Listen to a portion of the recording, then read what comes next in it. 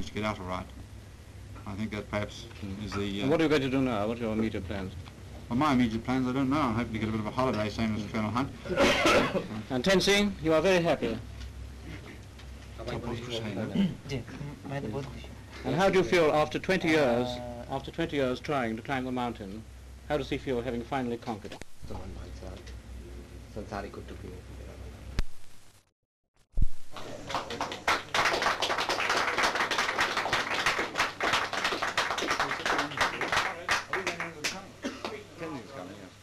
I don't know whether they're all coming or not.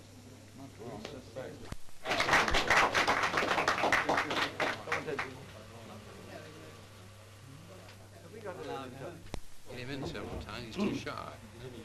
It's, I would have thought it would have been done all the photographs when we got the hell out of it, having done what we've got to do, don't you think so? Huh? On this wonderful occasion, we have a number of distinguished visitors to welcome the expedition home.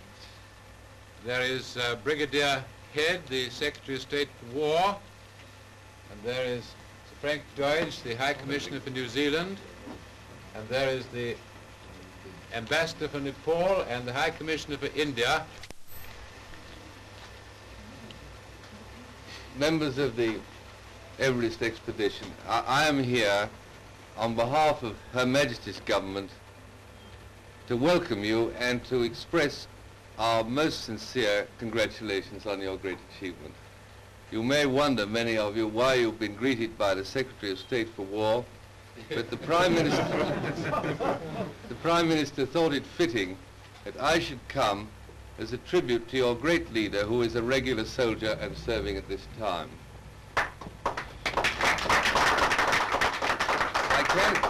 I can tell you, Colonel Hunt, that the whole army, I'm certain, is intensely proud of the fact that you led this successful expedition.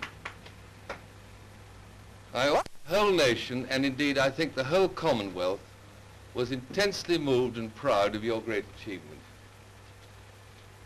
I think in everybody, however prosaic our lives or however dull our jobs may be, there is perhaps, however small, some spark of the fire that drove you up Everest.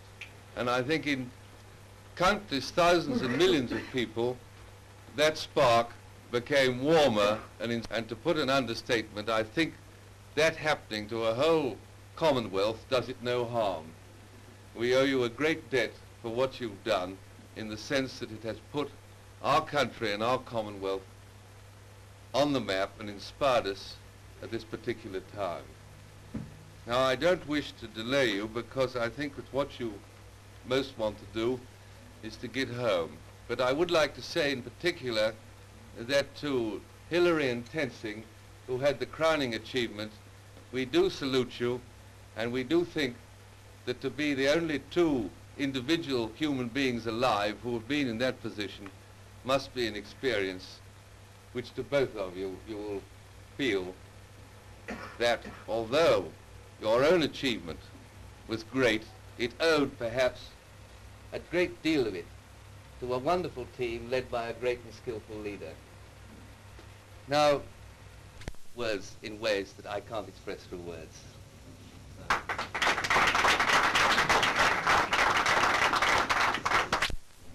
Well, I'd like to divide the answer to that question in two parts. First of all, the reasons really previous to the start of our expedition, before we started out, and secondly, those reasons which are true of what happened, so to speak, in the field. Taking the first group of reasons first, all those expeditions which before the war went to the north side and got so near the top, over 28,000 feet, by that route before the war. And then more recently, that brilliant reconnaissance led by Eric Shipton in 1951, in which he traced the route which, as far as you can exactly trace a route on such a big mountain, was the one exactly followed by us. A brilliant bit of work which had a very big bearing on our success. Then most recently of all, of course, that magnificent effort last year by the Swiss incalculable in its effect on our expedition. Not only did they get so near the top by the southern approach, the one we took ourselves, but the fact that they got there showed us that we could certainly get as far, and therefore only left us the uncertainty of getting a bit further. Could I have your personal opinion on the empty arguments over who got to the top first? Yes, I most willingly comment on that. To anybody who climbs mountains, to any mountaineer, and I feel to thousands of others, the matter couldn't matter less. It's not a question which any team or any individual climbing a mountain attaches any importance to, because you get to the top of a mountain, only a difficult mountain, only as a result of climbing with other companions on the rope. It's the work of a team. It doesn't matter whether you're the first on the rope, number two, or if there are three, the last on the rope. Each has his own particular job to do, and each job is complementary to the other. To climb mountains. Now that is a that's an awfully difficult one, and I think it's rather a dangerous one to tread on, but because I think it varies. Each person's got his own feeling. Some undoubtedly would put technique, the interest of the technique that you have to acquire in order to get up difficult mountains as the top. Others would merely say they derive a lot of physical satisfaction out of it. Others undoubtedly go to the sublime and feel they enter another world. I think, basically speaking, certainly a big problem like Everest, you're confronted with a challenge, and as in any other field of activity, human activity, there is an urge, rather try to Everest. And what are your immediate plans, Colonel Hunt? Well, I haven't yet seen the program laid on for us. I gather we've got a great deal to do. I hope we'll get a bit of holiday. It's been called leave. What my burning desire is to get down to my home and see the smaller half of my family. Thank you, sir.